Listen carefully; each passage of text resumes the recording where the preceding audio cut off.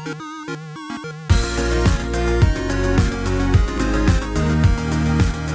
everyone, welcome back to another Anime Kingdom review. As you can see by the title below, this is on episode 24 of ReZero. Yes, that means there's only one episode left after this. How do I feel about that? Kind of scared, to be honest. Kind of scared, because this episode honestly went pretty damn, like, as good as you could literally get. Everything went according to plan.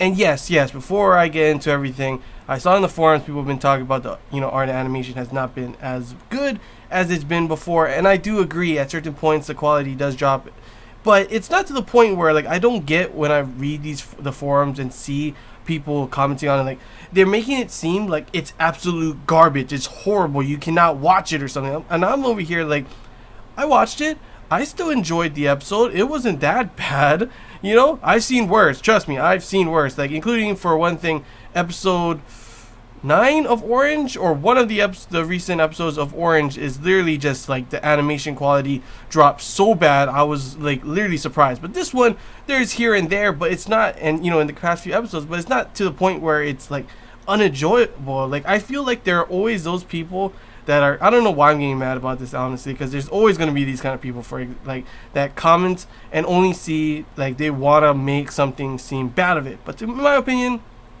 honestly, I still enjoyed the episode. I still thought it was really good. Sure, another thing that people hated, or not hated, but didn't like as much, was the action. The action may not be as cool as it was, like, way before in the beginning, like, even the battle versus Elsa, which was, like, pretty damn badass.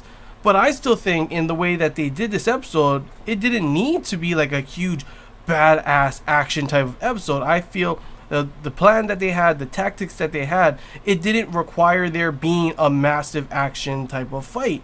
While in the next episode we may have that, which will be, of course, Subaru and Julius versus Beetlejuice. That battle will probably be pretty insane. Honestly, I'm thinking that they've been saving money and everything for the production of having this very last episode. Just you watch, the animation art is gonna be like fucking insane. I've been thinking that for a while. Like, they're probably saving up for the finale of the season, which will probably be pretty damn insane. Another thing is, some people were talking about, I know I'm just talking about like what people have been talking about, but I'm still giving my thoughts on everything, so hope you guys are still okay with that. But pretty much what I felt about this one is, I agree with some people that the pacing was pretty fast compared to everything that's been going on, and how usually something happens and it takes episodes to fill up into that arc. But we only have 2 episodes left, and pretty much, to be honest, the way it may have seemed fast paced because it like just strut straight through all of the stuff that happened already, but in my opinion, it didn't need to put any of the stuff that we've already seen, for example. So we didn't need to see all, like, a huge amount of stuff going on, and it got all the main points across in a way that it was definitely still enjoyable, still interesting. And sure, it did go like straight by through the whole, it took like several episodes to get through the last arc of everything, but that's because they had to go through every little thing. We already know all these kind of stuff, so we don't really need to be making it a slow pace for all of these for this, what's going on right now. Definitely surprised at the fact that his checkpoint did reset, it did change, and like I was saying, I figured they can't go back to the apple vendor. There's no way in hell, they only have 2 episodes, they can't do that. So it has to be somewhere after the white whale, because the white whale battle, to be honest, it cannot change. It could go for the worse for all we know, it could go for the better. With that battle, it's completely different in comparison to the battle that would happen, obviously, with Beetlejuice and his fingers. That one, they were completely off guard on a couple of things, and because of that, it ended up making things worse and changed things, which obviously you saw at the very end of the last one, with Subaru end up having to be killed. So this one, of course, Subaru ends up telling them about everything. Now, of course, not telling them, the specifics. Everyone, luckily, still following him, not wondering how he gets this information and stuff. But he also, says the whole thing about the possibility that Beetlejuice may be able to take him over as well. To which, of course, they don't show the answer, but they obviously have an answer for it. Probably going to be shown in the next episode when they do kill Beetlejuice. At first, I thought like they'd capture him or something, but that'd probably be too hard, especially with him and his dang unseen hand kind of shit. So makes sense that that's not ending up how it's going to happen. I don't know how they're going to stop him from being able to go into Subaru. At first, I thought it was because of the gospel, which still may be the reasoning, but we don't know at the moment yet because we haven't seen Beetlejuice die this time. Instead, they chose to kill all the fingers, kill the main base and everything, and then go for Beetlejuice. So they acted smarter this time and did a better plan. Obviously, the things that were bad in the last arc, where Subaru, the last run, pretty much with first off being Ram and the blank letter going to the castle. This time they had a sign to,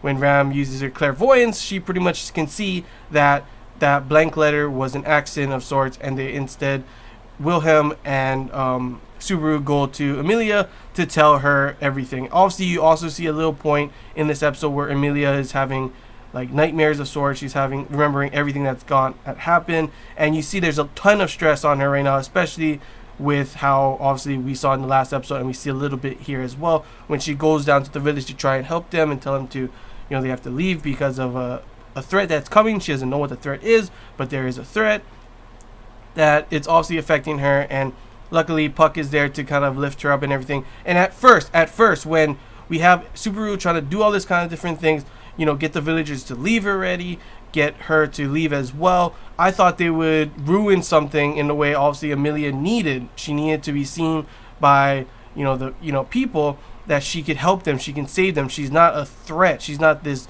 cursed person that's going to curse their village kind of thing. The last time it was because she ended up killing one of the fingers, and because of that, the people were ending up at the very end showing to have some trust. This time, not as much, but this time it's because Subaru ends up, we see a scene with him pretty much, begging them and telling them everything, all that kind of stuff, and saying, he wants them to have a chance to see that she is not the way that they think she is, but for now they need to leave. This time instead of saying like there's criminals or something out in the forest, they're coming, bandits, and that's how he gets everyone to leave, including Emilia. To which Emilia, at first, like I said, I thought that was huge development that they were going to take out, and that might be a problem later in the future, but this time instead he has it where the kids are there. And obviously, like I said in the last one, the kids obviously show that they don't care about all that crap the parents say, and he was able to have the kids, convince and change Emilia's point of view, and in the end make her happy and get her wish in a way. Obviously, as you saw at the very end, she was kind of scared at first, closing her eyes, and then she noticed that they were all happy. This is another thing. Sure, he has the cloak that makes it so you can't tell who that person is. Does it also mask the voice? I'm guessing. I think that's as well. But shouldn't she know, like, that's my coat? How did you get that kind of thing? Like, seriously, I guess it's kind of similar to the other cat groups that are there. The cat cloaks things they have. But that's exactly hers. He took it. I don't know how he took it. I guess Ram probably gave it to him. But she has no idea that it's Subaru the whole time when he runs in to, yell to tell her everything what's going on. And then also at the moment with trying to get Petra to talk to her and the kids and everything. And of course when she's about to thank him, he disappears. But of course everything's all good. Half of the villagers are leaving to the capital, so everything's good there, and the other half is going to the sanctuary or some sorts with Ram, so they're safe there. Betty is also going to stay at the mansion because she pretty much can't move from there, but I'm not too sure if later on in this battle we're going to see her. I honestly wouldn't be surprised, since they made it an effort to say why Betty is staying, and maybe, Subaru, them end up having to run back to the mansion and Betty ends up helping. Or she could stay. We've seen her teleport outside, so maybe she can help and fight later on. Not too sure if that's going to happen, but it definitely shows that they might do that, considering they made an effort to literally, explain why she can't leave and why she's there and everything.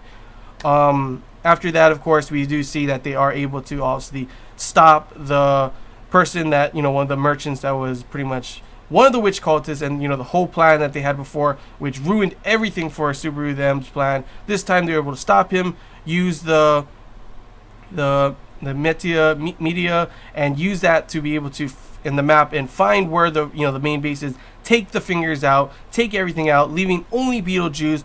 And then we get to the pretty interesting part, in my opinion, when Subaru starts to talk to him, and we finally learn about, for example, someone told me in my comments, they were like, dude, ordeal and vessel, those are two big words, and I was definitely also interested to see what would those words come of. What's this ordeal he always speaks of? What does he mean by vessel? At first, I thought he meant by vessel like being Subaru was the perfect vessel for him, but instead, what he talking about was that Emilia is a vessel. Since she's a half-elf, she may be a vessel. She may be, if she's worthy enough or she's good enough to be able to have Satella go, I guess, possess her or use her body in the end, then they're going to use that for the ordeal. Or in the end, I'm not too sure. I could have sworn he said even if not, she's still going to be revived. So I don't know how that's going to work. But that's pretty much, I wish they gave a little bit more info on that.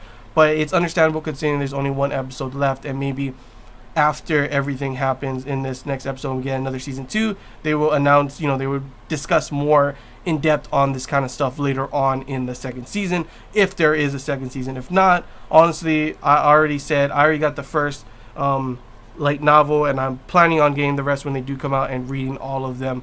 So no need to say anything on that point. Though one big thing that I saw in their forums that they were talking about is that actually there is a big part that was in the light novel that was taken out of the anime, something to do with Satella, and honestly that kind of makes me sad. I don't know if you guys are saying it, they're saying it's so important, so I'm not too sure if that really is that big of an important scene, if that really is needed.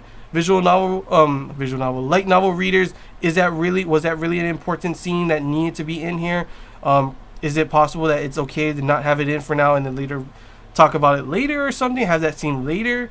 Because it always sucks considering a lot of this, whole season so far, people have been pretty much saying that the anime has been adapting the light novel precise and just really well, like to every single point that they've put in, like a lot of the points that usually for anime they would normally not put everything and not adapt it as well it's been.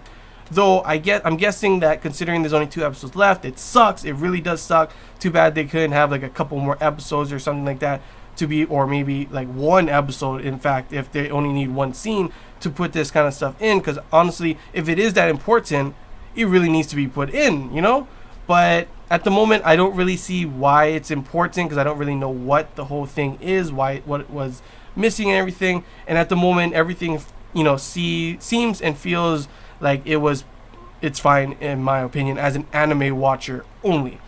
Now, after that point, obviously it's a trap. He leads Beetlejuice to where one of those, the spike rocks everywhere where he died before, and this whole thing is where I was talking about before, and a lot of people have been talking about, the whole thing with Pride. It does seem that Subaru really is the Archbishop of Pride. There hasn't been a person for the longest time. He has, deep connections to the Jealous Witch, Satella. It would make sense that he is Pride, and that is the main thing that he is, instead of Sloth or any of the other ones. He does seem like someone, he's a very prideful person, so it would make sense that he is Pride, and it probably will, delve more into that if there is a second season or like later on in the light novel. I am sure.